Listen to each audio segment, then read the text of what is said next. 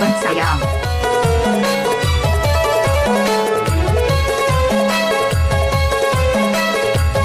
DJ Jaswant exclusive.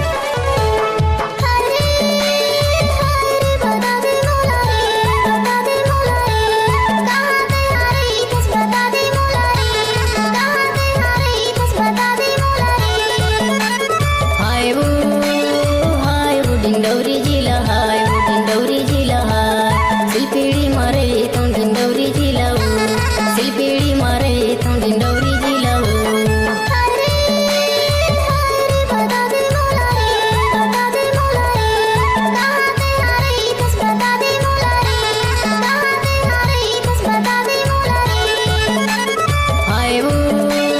हाय वो डिंडौरी जिला हाय वो डिंडौरी जिला हाय सिलपेड़ी मारे तो डिंडौरी जिला वो सिलपेड़ी मारे तो डिंडौरी जिला वो।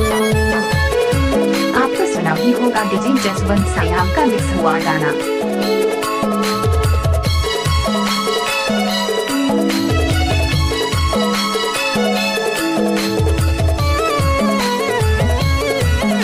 DJ Jaswant exclusive.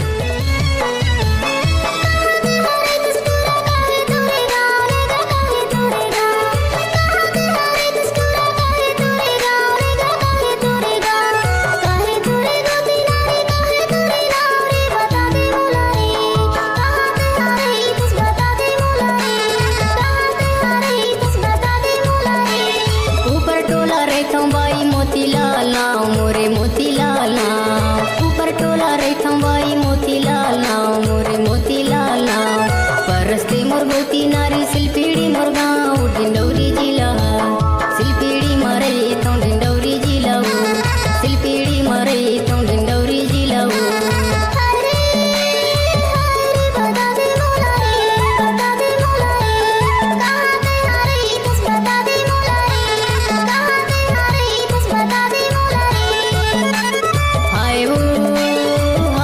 डिंडौरी जिला हाय वो डिंडौरी जिला हाय सिलपेड़ी मारे तो डिंडौरी जिला वो सिलपेड़ी मारे तो डिंडौरी जिला वो।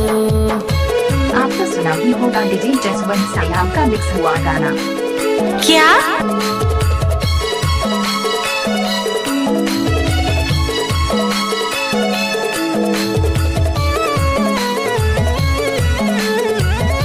नाम है आपका? जसवंत सयाम।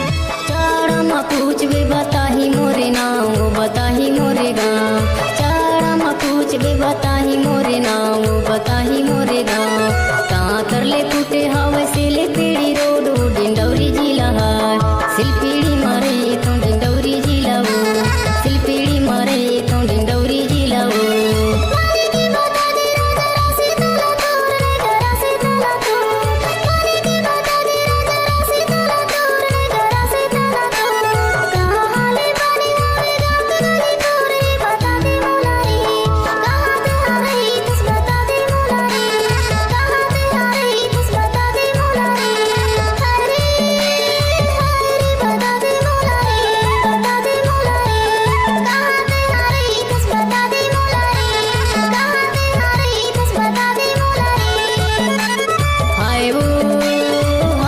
डिंडौरी जिला हाय वो डिंडौरी जिला हाय सिलपेड़ी मारे तो डिंडौरी जिला वो सिलपेड़ी मारे तो डिंडौरी जिला वो।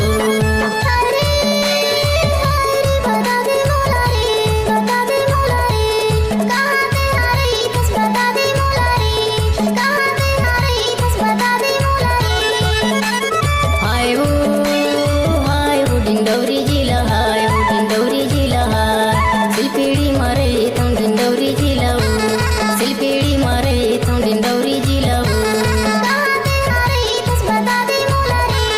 सिलपेड़ी मारे तो डिंडौरी जिला वो सिलपेड़ी मारे तो डिंडौरी जिला वो सिलपेड़ी मारे तो Dindori. Jaswant Siam mobile number 7907889015। अपनी मधुर आवाज को